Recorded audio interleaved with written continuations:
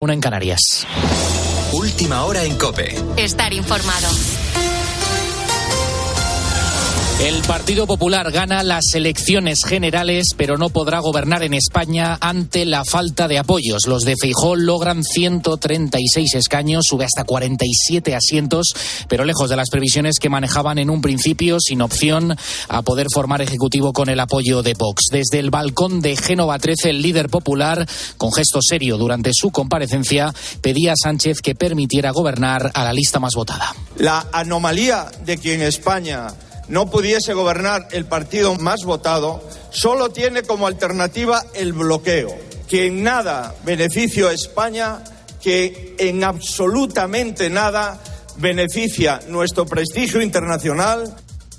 Pedro Sánchez, por su parte, resiste una vez más. Podría gobernar gracias a los apoyos de Sumar, los nacionalistas vascos y catalanes, y todo dependerá de lo que decida el prófugo Carles Puigdemont y su formación Junts per Catalunya. El todavía presidente, en un tono de euforia, aseguraba que el bloque de la izquierda seguía estando por delante. Somos muchos más los que queremos que siga España avanzando, a que siga el camino del retroceso marcado por el Partido Popular con Vox. Así que, españolas y españoles, compañeras y compañeros, somos más, muchos más, los que queremos que España avance, y así seguirá siendo. A todo esto, según fuentes del Partido Popular, Sánchez le ha escrito un mensaje al presidente del PP minutos antes de comparecer. En el mensaje no ha entrado en las particularidades del escrutinio ni tampoco en las opciones de cara a la investidura. Feijóo le ha emplazado a mantener contactos en los próximos días de cara a evitar el bloqueo político. Y más allá de PP y PSOE, el gran perjudicado en estas elecciones ha sido Vox. La formación de Santiago Abascal se deja por el camino hasta 19 escaños. Pasa de los 52 de la anterior legislatura a 33. Pablo Fernández, buenas noches. Buenas noches. ¿Cómo se han vivido los resultados en la sede de este partido? Pues Santiago Abascal, lejos de hacer autocrítica tras perder más de 500.000 de votantes, ha buscado culpables. De hecho, como han recogido los micrófonos de COPE, Abascal no quería subir a hablar con los afiliados. No, yo no iba a subir. Pero esto no estaba decidido. Ese medio es nuestro. Ya en el escenario, el líder de la formación verde ha culpado a las encuestas del resultado. Hemos estado toda la campaña alertando del peligro de unas encuestas claramente manipuladas que han llevado a algunos a vender la piel del oso antes de cazarlo y que han tenido una clara consecuencia: la desmovilización. Ver a algunos repartiéndose ministerios, nombrando vicepresidencias, decidiendo que no había que acudir a los debates electorales.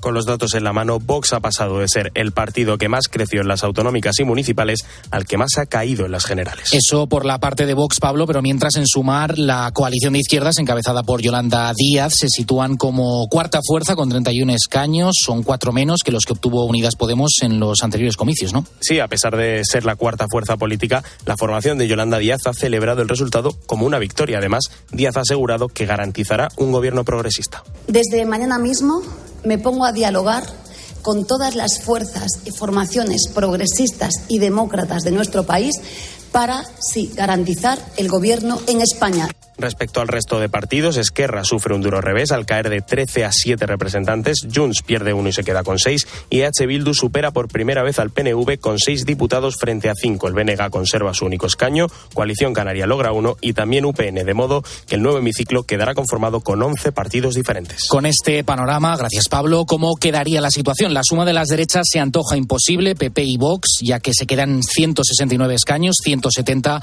si le sumamos el escaño de Unión del Pueblo Navarro. ¿Podría sumar la derecha algún apoyo más? Pues parece complicado que el PNV, Junts o Coalición Canaria den su apoyo o su abstención a un gobierno conformado por los de Abascal. Por la parte de la izquierda, una mayoría similar a la actual podría volver a hacer presidente a Sánchez, pese a no ser el ganador de las elecciones. Los socialistas han conseguido 122 diputados, 2 más que en las últimas generales, pero los 31 de Sumar y el apoyo del resto de fuerzas de izquierdas sería suficiente para Sánchez. Eso sí, siempre y cuando Junts se abstenga en segunda votación y el PSOE y Sumar, partidos que conforman la actual coalición de gobierno, obtienen en total 153 diputados. Con la fuerza de ABC. COPE, estar informado. En cuanto a la previsión del tiempo, la Agencia Estatal de Meteorología prevé para este lunes un descenso de las temperaturas diurnas en toda España. Se va a notar especialmente en el Alto Ebro, con la excepción del área mediterránea. Allí es probable incluso que se puedan alcanzar los 40 o 42 grados en puntos del interior del sureste y el litoral valenciano. Las temperaturas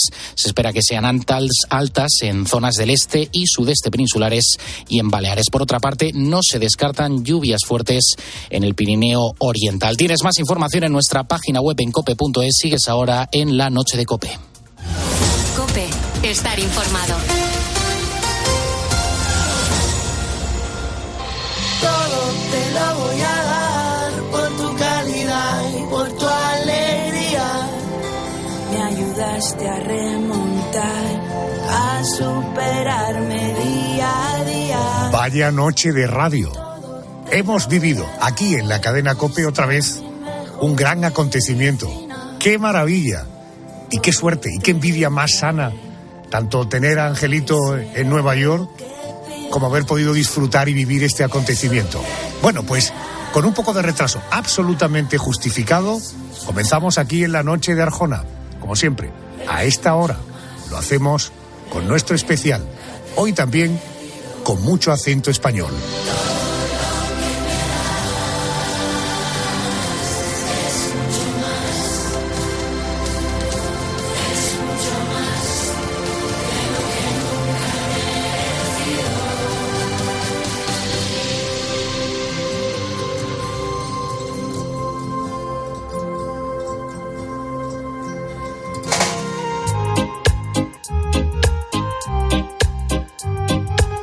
Escuchas La Noche con Adolfo Arjona. Cope, estar informado.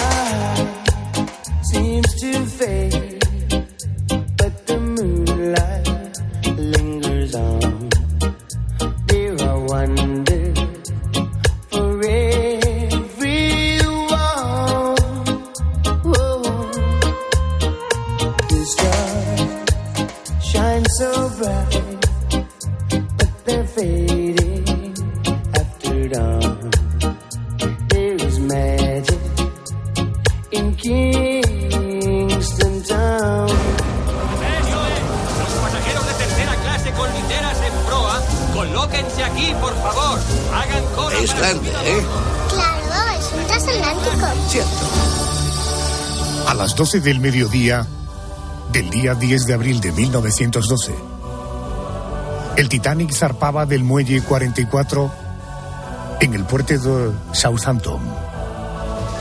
10 españoles viajaban a bordo del buque más lujoso del mundo. 5 eran hombres y 5 mujeres. Cuando subieron al barco y cruzaron los vestíbulos de la entrada, se encontraron con la lujosa escalera de proa iluminada por una gran cúpula de hierro. Quedaron impresionados al descubrir la piscina climatizada o los baños turcos, y no podían creer lo que veían con sus propios ojos. Algo nunca visto: un barco con ascensor. Pero solo unos días después de iniciar la travesía, ocurrió la tragedia.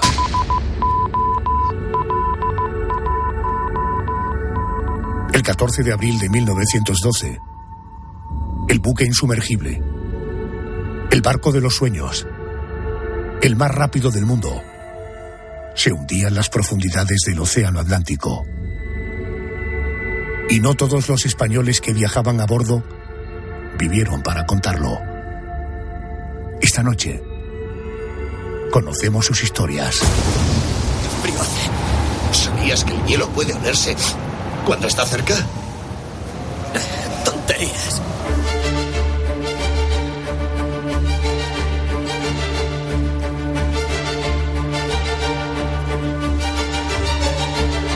El 14 de abril de 1912 es domingo. Es el quinto día de travesía. Los pasajeros asisten a los sermones en diferentes idiomas y confesiones, ajenos a la señal de alarma que llega al Titanic. Hay icebergs en la zona. A lo largo del domingo siguen llegando avisos de icebergs. Desde las 9 de la mañana Hasta las 2 de la tarde, el barco recibió 4 notificaciones. Disculpe, señor. Han avistado icebergs. El aviso proviene del norte. Puede retirarse. Es normal en esta época del año. Además, doblaremos la velocidad. He ordenado encender las calderas que faltaban. Pero los avisos no estropearán la gran cena en honor del capitán Smith en su última travesía, antes de jubilarse. Muchos creen que el Titanic batirá un nuevo récord de velocidad. Mientras, los pasajeros se divierten, el barco navega a más de 40 kilómetros por hora. A pesar de que llega un nuevo mensaje de presencia de icebergs, el barco no aminora la marcha. Tras la cena, el capitán pide a sus hombres que le avisen ante cualquier cambio y se retira a descansar. Solo 2 horas más tarde, el barco choca contra un iceberg. Son las 11:40 de la noche del 14 de abril de 1912. El Titanic acaba de firmar su sentencia de muerte. Cuando se hunda de proa, el agua pasará por encima de los mamparos de la cubierta, pasará de uno a otro, inundando todo sin remisión. Es imparable. A partir de este momento, hagamos lo que hagamos, el Titanic se irá a pique.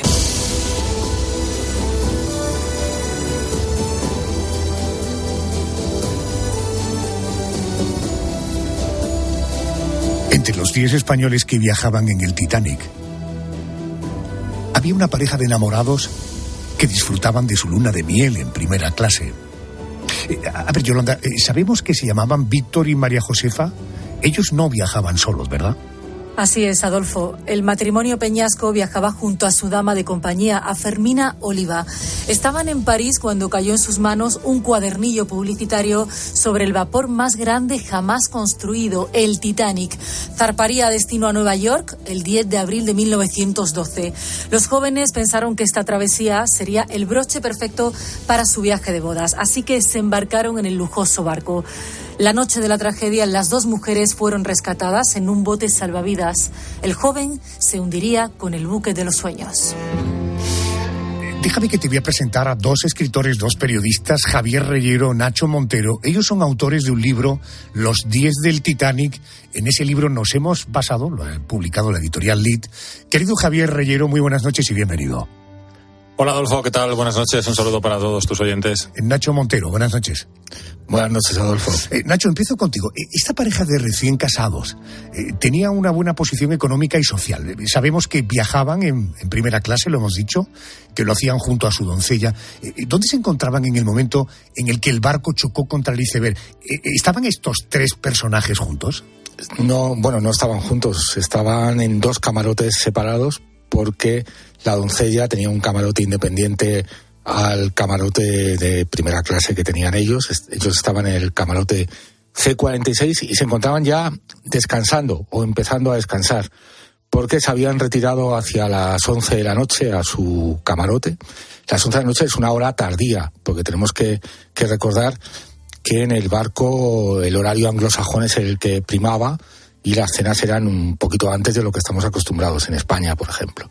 Y ellos se habían retirado ya un poquito tarde. De hecho, ya estaban incluso las luces de los pasillos apagadas y había solamente unos pocos mayordomos, 4 en concreto en esa zona, para atender las posibles necesidades de esos pasajeros de lujo. Pero ya era un momento de retirada en ese momento. Entonces, ellos ya estaban en posición de dormir. Y fue precisamente la doncella, Fermina Oliva, la que notó algo extraño, notó un golpe, que el barco se movía de forma extraña y notó que se paraba el barco en seco. Y es quien llamó a la puerta del camarote de Víctor y de María Josefa y les dijo que algo raro estaba pasando. Ella ya estaba a punto de irse a la cama y él todavía estaba desvistiéndose, estaba desabotonándose, según cuenta Fermina, la chaqueta. Él, pues alarmado, notó que efectivamente algo estaba pasando extraño y subió a cubierta. Al subir a cubierta ya vio cómo había movimientos ya para desembarcar. Estaban quitándose las lonas de los botes salvavidas y él vio y además escuchó que el barco ya había chocado contra un iceberg y bajó ya alarmado y efectivamente les dijo tanto a Fermina como a María Josefa: salgamos rápido, que nos vamos a hundir, que el barco ha chocado. Nacho, en los botes salvavidas, una vez que ya se ponen ellos pies en polvorosa para ir a buscar los botes, solo subían mujeres y niños. Sabemos que la mujer, la esposa y la dama de compañía sobrevivieron, pero el marido se quedó en el barco y finalmente murió ahogado.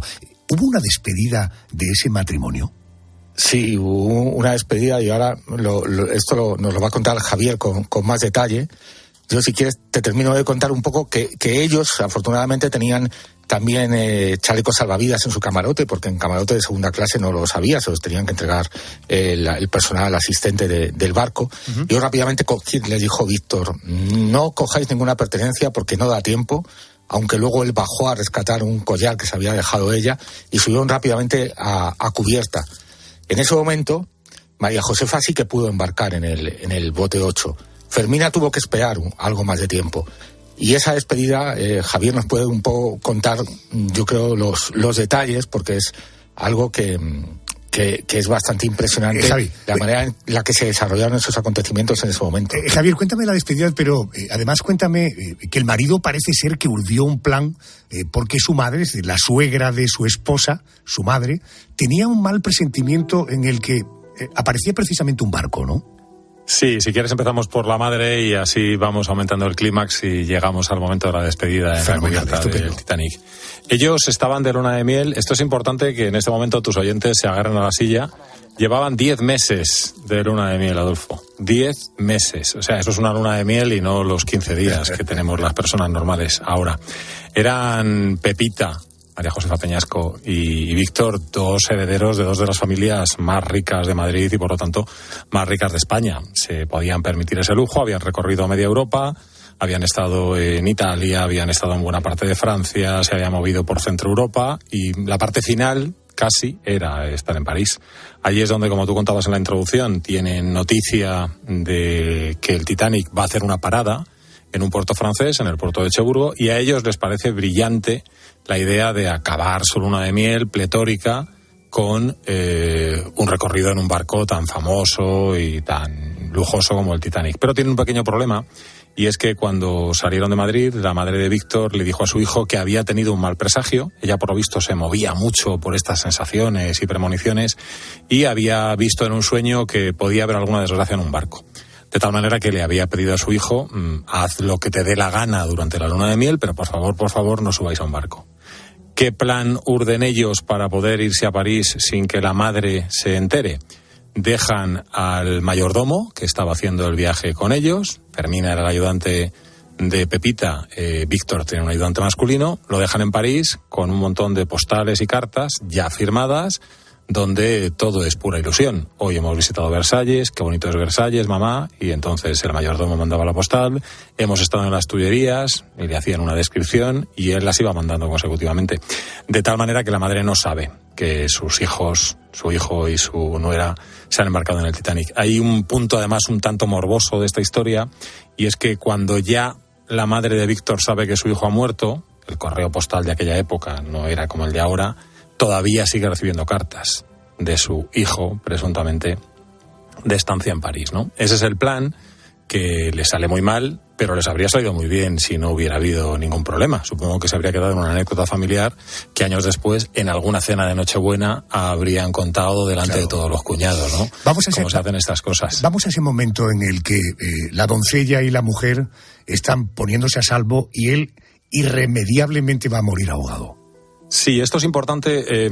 A ver, el desembarco, el intento de rescate, el salvamento del Titanic es un caos. No se puede culpar al capitán Smith del impacto con el iceberg, porque tal y como estaba la ruta, lo raro es que no se hubieran dado con 3 iceberg. Lo que seguramente sí es su responsabilidad es la mala comunicación, la mala organización, y cómo un barco que tenía una capacidad probada en los botes salvavidas para más de 800 personas, que en una situación extrema podrían haber sido 900 o alguna más, pues al final solo se rescata a 704. Porque hay muchos botes salvavidas que se lanzan al mar muy por debajo de su ocupación prevista. 65 o 70 personas y algunos botes salen con 12, 14 personas. Es tan caótica la operación que los dos oficiales que se encargan del abordaje de los botes salvavidas, uno en babor y otro en estribor, fíjate, Adolfo, que lo entienden distinto. Uno entiende mujeres y niños primero, el otro entiende solo mujeres y niños. De tal manera que si tú eras hombre y accedías a la cubierta de los botes, depende de si salías a la izquierda o a la derecha, estabas muerto. Correcto. O tenías alguna opción de salvarte. Víctor, todo un caballero, pasajero de primera clase, está en esa zona donde o es imposible o está muy mal visto que un caballero de primera clase suba a un bote. Convence a su mujer, la mujer solo tenía 22 años, y él 24 recién cumplidos. Convence a Fermina, consigue colocar a las dos en un bote salvavidas y él sabe irremediablemente que se va a tener que quedar a bordo. Y llega el momento de la despedida, que es lo que aventuraba Nacho, que además es el título de uno de los capítulos de nuestro libro. No le dice a su mujer: cariño, nos vemos en Nueva York, tranquila, ya verás, todo va a salir bien. No, lo último que le dice es: Pepita, que seas muy feliz. Y esto es lo último que Pepita Peñasco oye de la boca de su marido. Los 10 del Titanic, de Lid Editoriales, un libro que firman Javier Reyero, Nacho Montero, donde encuentras todos los detalles de esta historia. Analizamos este matrimonio, les acompañaba una doncella. Precisamente de Fermina Oliva, la doncella, quiero hablar. Y para ello me voy a ayudar del testimonio de Ana Gálvez. Es patrona de la Fundación Fernando Núñez por el patrimonio de Uclés, guía turística del municipio. Querida Ana, buenas noches y bienvenida a COPE. Buenas noches. Buenas noches. El Titanic era el buque de los sueños, un hotel flotante con todos los lujos. ¿Cómo fue el viaje para Fermina antes del accidente? ¿Ella disfrutó? ¿Hay testimonio de que disfrutó de esa parte del viaje? Supongo que sí, porque pensar que para una chica de pueblo, bueno, ya chica ya madurita, con 40 años, pudo recorrer toda Europa y viajar en ese barco, pues me imagino que para ella sería, bueno, una ilusión tremenda, o sea, una oportunidad única. El matrimonio y Fermina ocupaban, como hemos oído, 2 camarotes de primera clase, que se ubicaban en la cubierta C, uno enfrente del otro. Cuando Fermina abandonó el camarote, su camarote, ¿se llevó algo con ella? ¿Se sabe si se llevó algo con ella? Bueno, se comenta que se llevó una estampita de San José, porque era muy devota de San José. Imagen que todavía en Uclés está esa imagen, porque en la guerra se saquearon muchas imágenes religiosas, pero precisamente la talla de San José es del siglo XVIII y ahí está. Entonces ella era devota de San José y bueno, pues dicen que se llevó la estampita. Dicen, suponemos que es verdad. Mujeres y niños solamente. ¡Atrás, atrás, señor! Una vez en la cubierta hay un momento en el que ella se pierde del matrimonio. ¿Cómo consiguió subir al bote salvavidas? Pues creo que fue a la fuerza, la cogieron y la lanzaron al bote. O sea, ella se salvó porque tenía que salvarse, está claro. Porque si estaba perdida podía haber ocurrido que ni siquiera hubiera ido con su señora. O sea, que finalmente tuvo la suerte de poder ir con ella. Pero en ese momento me imagino que sería tremendo para ella ver que estaba perdida. ¿Cómo fue la vida? Ya tenemos a Fermina en el bote, se ha salvado de la tragedia. ¿Cómo fue la vida de Fermina tras el naufragio? ¿Siguió trabajando para, en este caso, la joven viuda? ¿Regresó a Uclés? ¿Qué fue de su vida? De la joven viuda creo que no.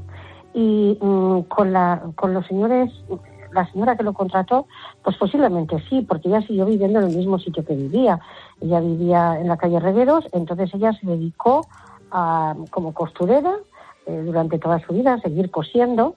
No le gustaba hablar de lo que había ocurrido y bueno, ya siguió relacionándose con la gente de Uclés y bueno, me consta, en 1913 precisamente asiste a una boda. Hay un periódico en el que se relata la boda de una persona de Uclés y está allí entre los asistentes a la boda Fermina.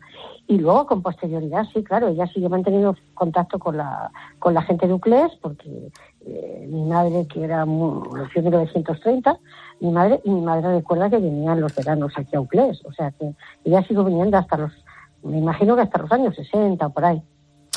Ana, gracias por atenderme y por este testimonio. Gracias y buenas noches.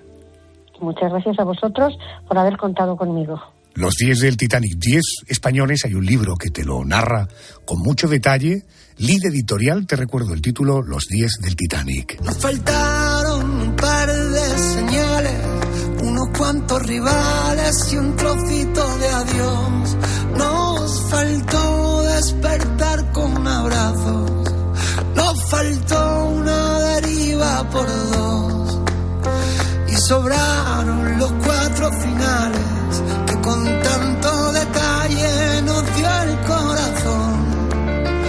Y sobró lo de ser incapaces, y es que a veces no afina ni rima el valor. Y entre sobras y sobras me faltas, y me faltan las sobras que tenía tu amor.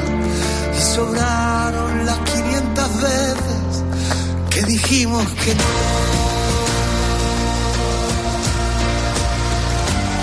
10 españoles que viajaban en el Titanic. Hemos conocido la historia de 3, este matrimonio y su doncella, Fermina Oliva. Otro de los españoles que viajaba en el Titanic era Servando Obies. Yolanda, ¿quién era este hombre y qué le llevó a subir al Titanic? Pues Adolfo Servando Obies era un asturiano que llegó a La Habana con 15 años para trabajar en la sedería de su tío.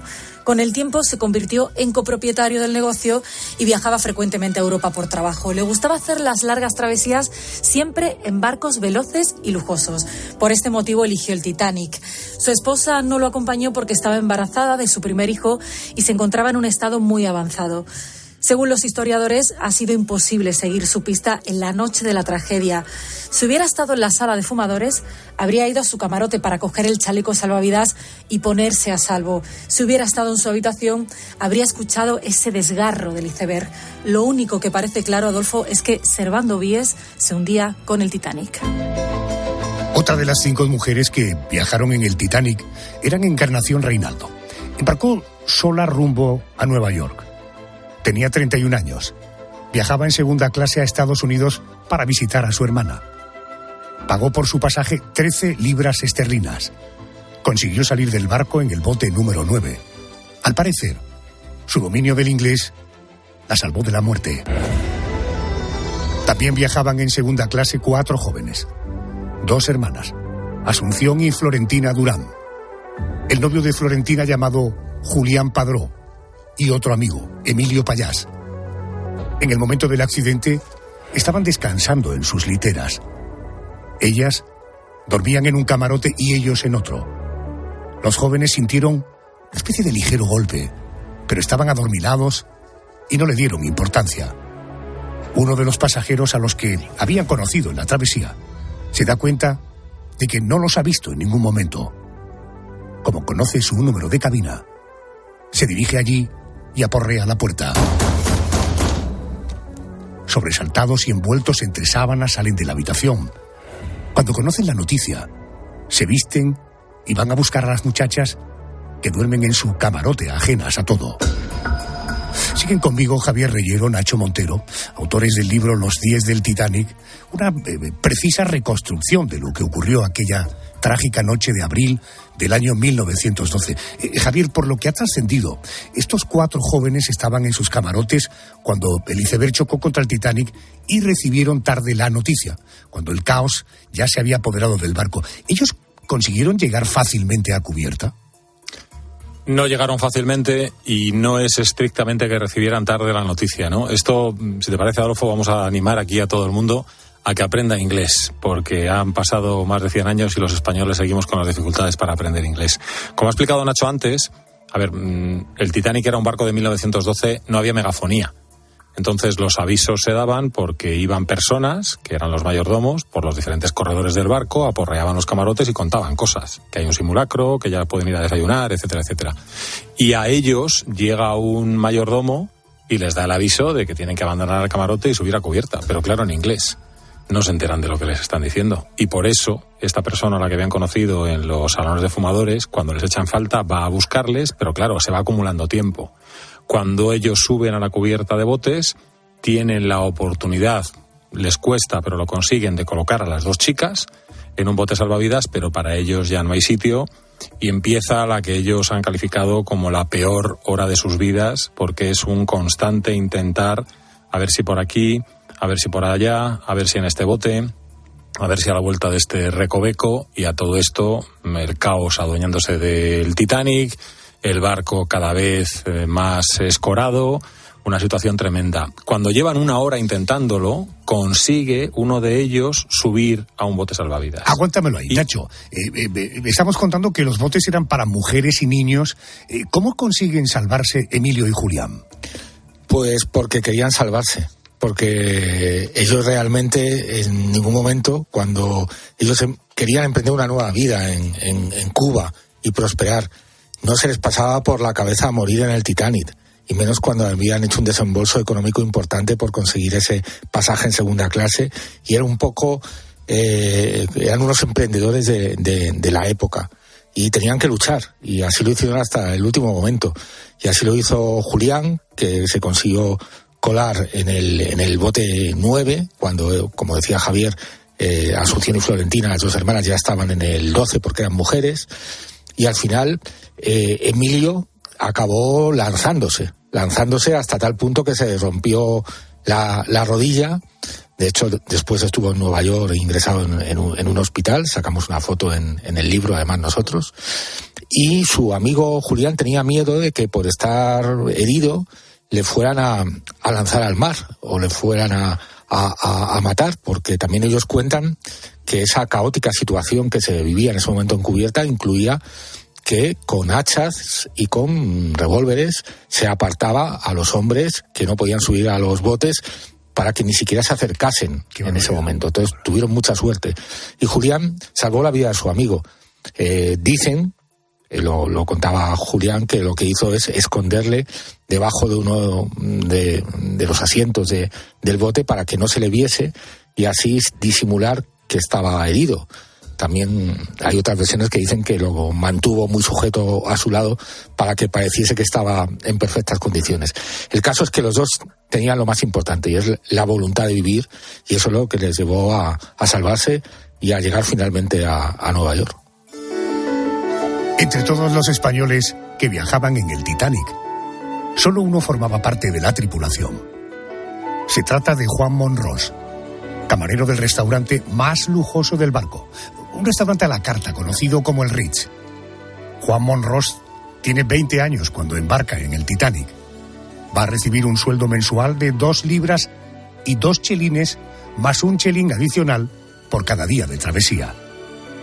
Durante el viaje, Juan Monros viaja en tercera clase, en una cabina compartida para 4 personas. La noche del hundimiento, Juan trabajaba en una cena en honor del capitán Smith en su última travesía, antes de su jubilación. Como muchos de sus compañeros, no tuvo la oportunidad de salvarse. Solo 12 cadáveres del personal del restaurante pudieron ser enterrados. La madre de Juan nunca tuvo una tumba a la que llevarle flores. Javier, ¿cómo consigue Juan Monros su trabajo en el Titanic? Pues mira, porque era amigo de un conocido del máximo responsable del servicio de restauración, que era un italiano. Él no tenía ni idea. Yo creo que no sabía ni cómo se sujetaba una bandeja, ni dónde te tienes que poner la servilleta cuando vas a hacer un servicio.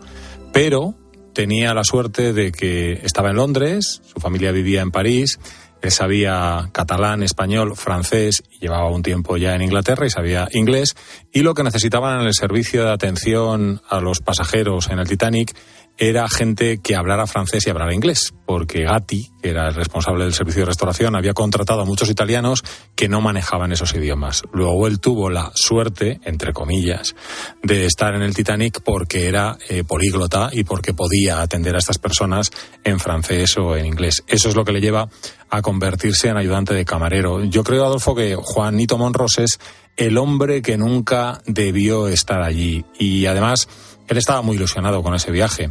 Escribe una carta a su madre desde Londres poco antes de embarcar, le dice que la siguiente carta se la va a mandar ya desde Nueva York. Como te puedes imaginar, esa carta nunca existió.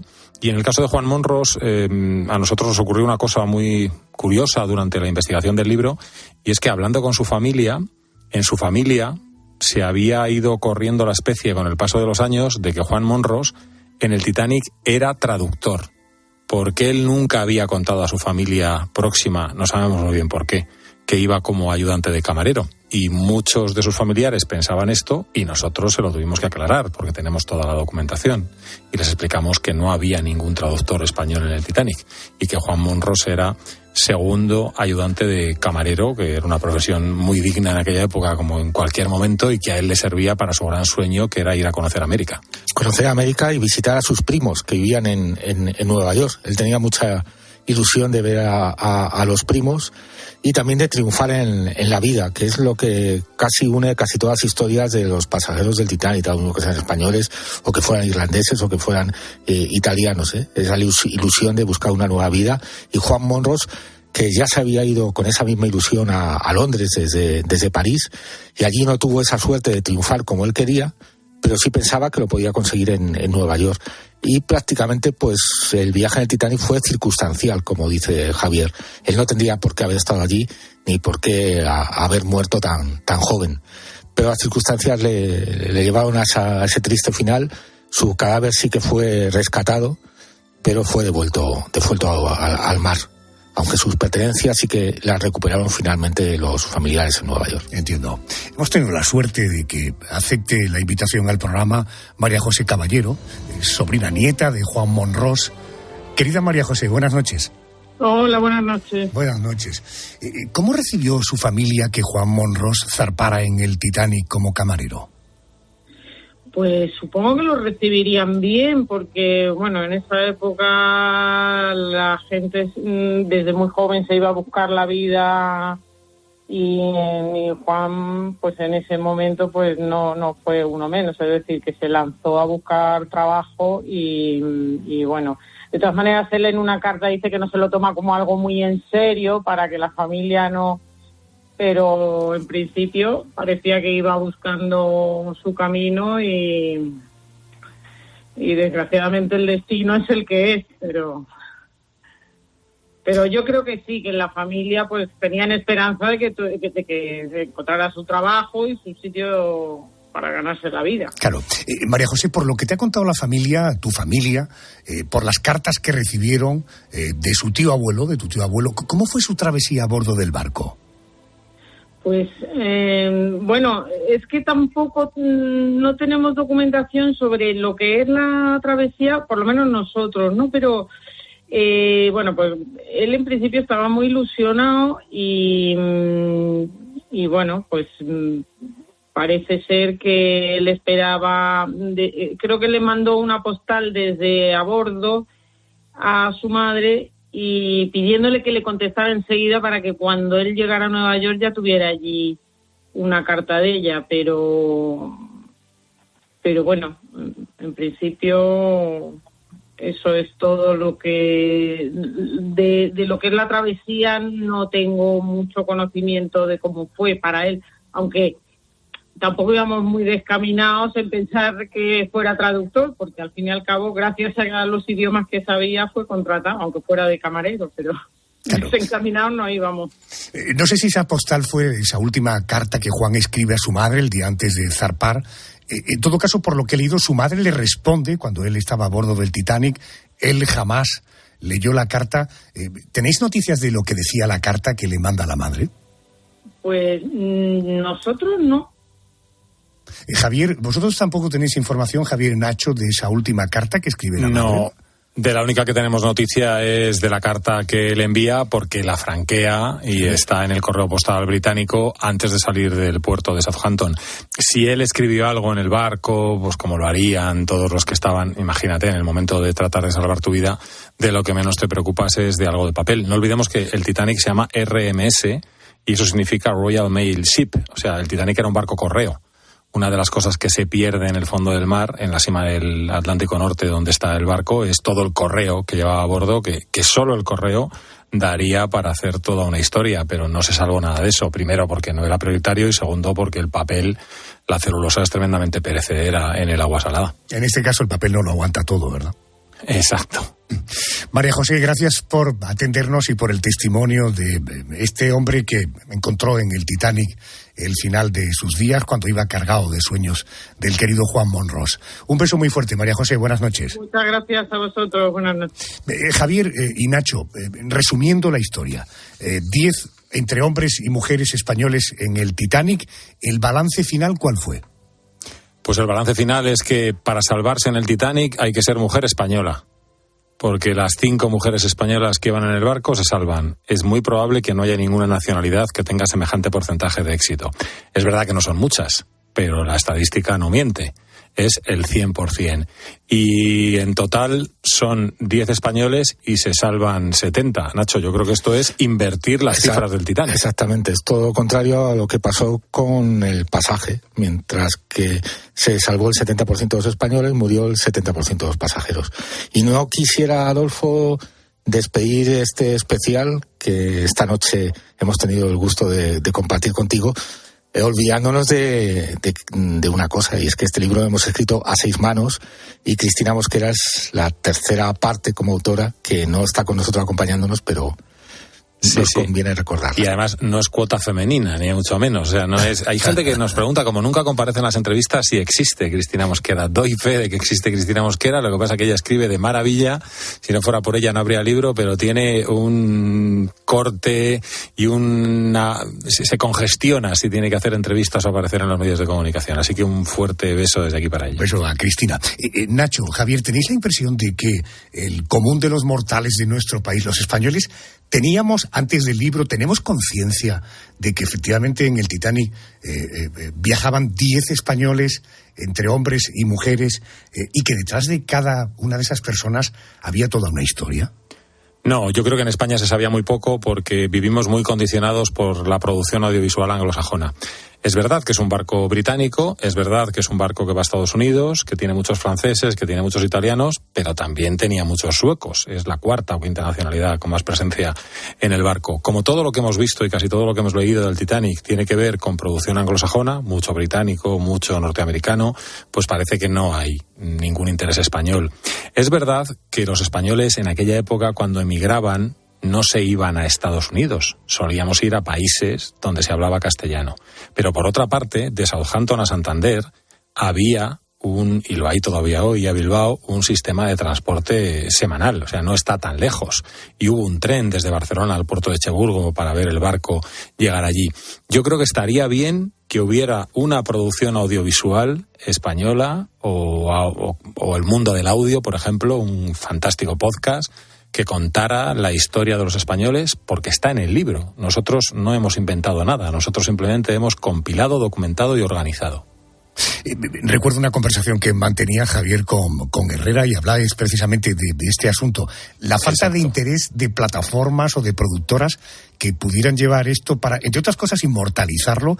¿Y cómo es posible? Porque son 10 historiones. Esto daría para una serie no solamente entretenida, sino que fije en la historia de cómo vivieron estos españoles la travesía con el Titanic, ¿no? Pues yo creo que hay una explicación, Adolfo, y es que cuando se cumplió el 100 aniversario, el mundo audiovisual era muy diferente al que es ahora.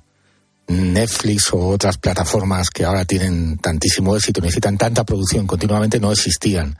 Si esto mismo o el libro hubiera sido publicado ahora mismo, estarían todas las productoras peleándose por los derechos. Espero que a partir de ahora lo hagan, porque... Después de oír este programa, seguro que sí, Adolfo. Alguien llamará a nuestra puerta. Pero fíjate, redundando lo que está diciendo Nacho, si fueran 10 finlandeses, no te voy a decir 10 americanos, 10 italianos, 10 finlandeses, ya habrían hecho una producción audiovisual. Ya lo creo. Y aquí tenemos 10 con 10 historias superpotentes, y en cuanto esto se convierta en algo que tiene imagen, o por qué no, insisto, un audio potente, yo creo que va a saltar a otra dimensión de conocimiento. Cristina, Nacho, Javier firman, son los autores de Los 10 del Titanic, de editorial, una sin duda profunda investigación de lo que ocurrió el 15 de abril de 1912 en aguas del Titanic y que todos conocemos como precisamente aguas del Atlántico, que todos conocemos como el Titanic. Javier, Nacho, darle un beso fuerte a Cristina y gracias por estar aquí. Muchísimas gracias a ti, Adolfo. Ha sido un auténtico placer compartir esta noche contigo y con todos vuestros oyentes. Me sumo al agradecimiento de Nacho y me sumo al abrazo con beso para Cristina. Gracias, buenas noches.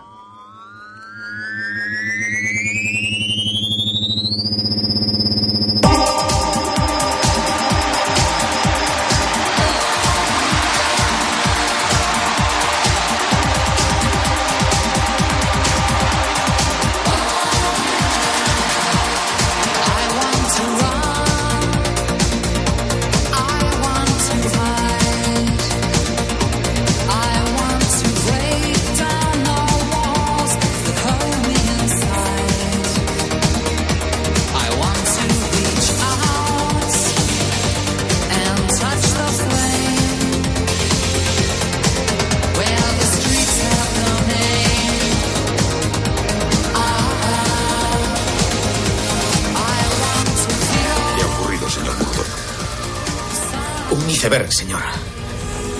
He virado a estribor y di orden de contramarcha, pero estaba demasiado cerca. Intenté esquivarlo, pero creo que chocamos y... Cierre las puertas herméticas. Ya están cerradas, señor.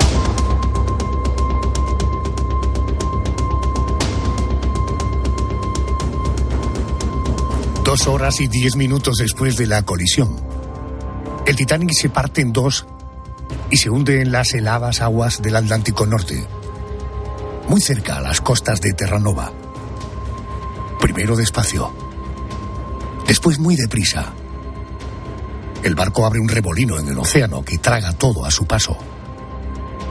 El Titanic colisiona contra el suelo oceánico, dañándose seriamente y penetrando 14 metros en el barrio marino. Más de un siglo después, el barco sigue sumergido a 3.800 metros de profundidad. Os voy a presentar a un investigador de historia naval, buceador en varios proyectos de arqueología subacuática. Él es Yago Abilleira. Muy buenas noches, Yago. Buenas noches, Adolfo. Buenas noches y bienvenido a la cadena COPE. Sabemos que el Titanic está a casi 4 kilómetros de profundidad, pero ¿cómo es el fondo marino donde está el Titanic? Pues un fangal enorme, o sea, solo es tierra mojada, fango, y por eso se ha hundido 14 metros, como bien decían ustedes, en el fango, porque es blandito y se hunde en el fango. ¿Se podría recuperar el Titanic? No. Hay una novela, Rising the Titanic, que habla sobre el tema, pero definitivamente no. Está muy dañada la estructura. Se ha descubierto precisamente en ese pecio, en ese naufragio, una bacteria, la Alomonas titanicae, que está devorando el naufragio. Por así decirlo, el agua es H2O, pues la bacteria se queda con el hidrógeno y le pasa el oxígeno al Titanic, con lo cual se está desmoronando. He tenido oportunidad de leer, corríjame por favor, Yago, si me equivoco, que en 1985 Robert Ballard, el científico, localizaba el Titanic. Él hizo la primera expedición al fondo del mar y según las investigaciones, la proa, la parte delantera, se hallaba absolutamente enterrada, a unos 15 metros enterrada, la proa me refiero. Esto parece que haría imposible sacar el barco sin provocar un absoluto deterioro de los restos, incluso partir. En el hipotético caso de que se pudiera rescatar de las profundidades, ¿cómo sería el operativo? Esto costaría una fortuna, supongo, ¿no? Sí, costaría una fortuna por la profundidad a la que está y las condiciones de fuertes corrientes que hay allí, pero es factible, se hace, y de hecho se lleva haciendo desde hace cientos de años. Se pasan unos cabos por debajo del barco, unos cabos, cadenas o lo que sea, y se levanta. Se tiene practicado en numerosos puntos, incluso en España, para sacar viejos barcos que estorbaban la entrada del puerto. Hay un sistema para pasar cabos debajo del casco y levantarlo. Fácil de decir, complicado de llevar a la práctica, pero sí, hubiera sido factible, sí. El hecho de que la proa del barco esté enterrada a 15 metros en el fango marino, esto podría provocar, supongo, dificultades a la hora de intentar subirlo, ¿no? No, porque se va inyectando aire para evitar el efecto ventosa y se va... Bueno, eso, habría que simplemente profundizar más la zanja para pasar los cabos y en su momento, con la tecnología de hoy día, se podría levantar, pero el estado del casco ya no lo permite. Se tiene hecho en otras circunstancias, de verdad, sí, es viable. Entiendo. Mira, la jueza federal estadounidense Rebecca Beach Smith ha permitido bajar a las profundidades y cortar el barco para poder acceder al telégrafo y poder rescatarlo, supongo que para intentar encontrar algún tipo de prueba. ¿Hay algún objeto o algún objeto de gran valor que siga hundido y que pudiera permitirnos conocer con más detalle lo que ocurrió aquella noche? Bueno, precisamente esa radio Marconi, que sería una joya de museo, de cualquier museo de las telecomunicaciones, que es el objetivo de esa expedición, es uno de los mayores tesoros, por así llamarlo. Pero bueno, a ver, supongo que habría dinero en efectivo, pero no compensaría económicamente, desde luego. No, el mayor tesoro es cualquier resto del Titanic. En subastas los hijotes del Titanic se disparan de precio, por eso estuvieron varias empresas sacando objetos del Titanic. Pero bueno, una pieza especialmente valiosa como nos quieren vender en la película, pues que se sepa, no. Entiendo. Yago, ¿debemos perder toda esperanza de que algún día veamos un buen trozo del Titanic, algo que nos dé la dimensión de cómo fue aquel barco? A ver, estuve en una exposición que hubiera del Titanic, tuve la suerte de poder verla, donde había un trozo de casco que cualquiera podía tocar, pero creo que los chinos han construido un barco escala 1:1, un barco como el Titanic, para hacer, bueno, con fines turísticos, y eso sería lo único que lo permitiría, pero desde luego no, o incluso, no sé, bucear el Britannic, que es un gemelo del Titanic que está hundido, eso podría ser lo más parecido, pero un poco más.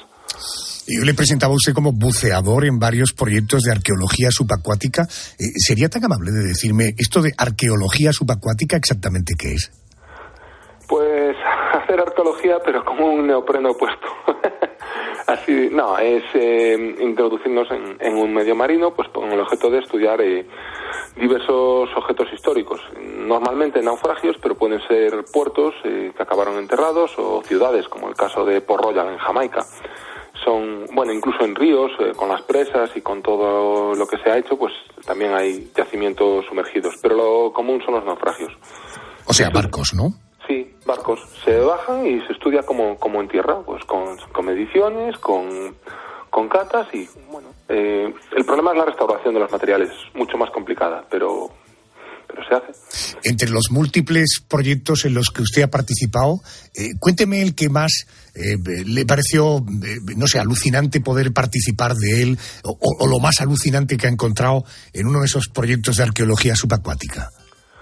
En verano de 2009, justo antes de toda la pandemia, tuve la gran suerte de poder participar en un proyecto, en colaboración con la Armada Española, de buscar un galeón al que se le suponía un fabuloso tesoro en las Islas Cíes, la Ría de Vigo. Y estuvimos 4 días embarcados en el Neptuno, tuvimos ese gran honor, y con un robot submarino bajando a las profundidades, buscando el naufragio, que por desgracia estaba enterrado bajo el fango y unas redes, y no se pudo estudiar el naufragio como nos hubiera gustado. Pero bueno, ese sin duda es el mejor recuerdo que tengo. Entiendo. Desenterrar un barco en el fango marino debe ser tarea muy complicada, ¿no? Sí, muy complicada. Se puede equivaler como a intentar hacer un agujero en la arena mojada de la playa. Empiezas a cavar y las paredes se derrumban y así sigues cavando y cada vez se derrumba más y es muy complicado, por no hablar de que venga una tormenta y lo vuelva a tapar, así de sencillo. Y bueno, y si está en roca, pues habrá algas, corales, o siempre es más complicado de lo que parece. En tierra se puede hacer un agujero y volver al cabo de un mes. En el mar no es posible. Yago, ¿alguna vez ha encontrado usted un tesoro bajo el mar? No, me temo que aún no. Vamos a dejarla ahí. Pero no pierda la esperanza, ¿eh? No. Si me permite, Adolfo, un apunte sobre el Titanic. ¿Cómo no? Una de las cosas que permitió, de los datos que aportó la arqueología subacuática en el caso del Titanic fue la posición del naufragio, que difería bastante de la posición dada a la que se suponía que estaba. Es un factor que no se ha tenido en cuenta, pero hay una diferencia de, creo que son 13 o 16 millas, unos 20 kilómetros de distancia de la situación real a la teórica. Cuando el Titanic emite su aviso de socorro, la posición que está dando es errónea. Se fijaban en las estrellas, esa noche había una gran refracción y Y bueno, y si llega el Carpathia a salvarlos es porque ellos también cometen un error de posicionamiento que les permite llegar justo a donde están los botes de Titanic, pero fue casualidad. Y es un dato que no se suele comentar. Correcto. ¿Ha utilizado usted un término, refracción? ¿Exactamente esto qué quiere decir? Pues una luminosidad, como es en el cielo, estos fenómenos, no me sale ahora, lo que está se ve en el norte, esas bandas verdes que, no me sale ahora, que no permite ver bien las estrellas y tenían la posición equivocada. Entiendo. La aurora boreal, eso. Aurora boreal, y entonces no se podía ver bien las estrellas y tenía un error el Titanic y tenía un error, el mismo error lo tenía el Carpathia, y por eso el Carpathia puede llegar a salvarlos. ¿Y en esa época todavía se geolocalizaban mirando las estrellas? Sí, claro, no existía ni GPS ni los más... Bueno, la anterior etapa GPS era sistemas de torres de radio, se usó en la Segunda Guerra Mundial sobre todo. Pues sabiendo dónde estaban las antenas de radio y en qué dirección se recibían, pues uno se podía posicionar en el mapa con precisión. Si no, había que mirar las estrellas y el sol. Método que aún se enseña, por si falla la tecnología, que los capitanes sepan posicionarse en la carta náutica. Correcto. Yago Abilleira, investigador de historia naval, buceador en varios proyectos de arqueología subacuática. Gracias por acompañarnos esta noche y darnos un poquito más de información. Gracias, muy amable. A vosotros por lo que hacéis. Muchas gracias.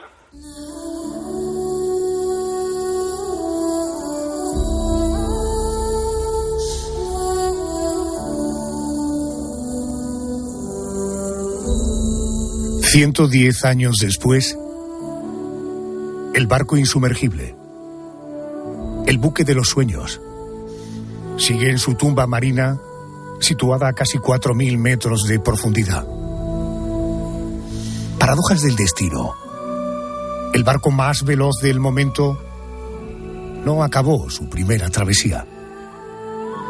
Se convertía así en portada de los periódicos de todo el mundo, aunque por una causa muy diferente a la que deseaban sus creadores. El gélido océano se tragaba a más de 1.500 personas junto al gran buque, un 14 de abril de 1912. 10 de los que viajaban a bordo eran españoles. Hoy hemos conocido sus historias.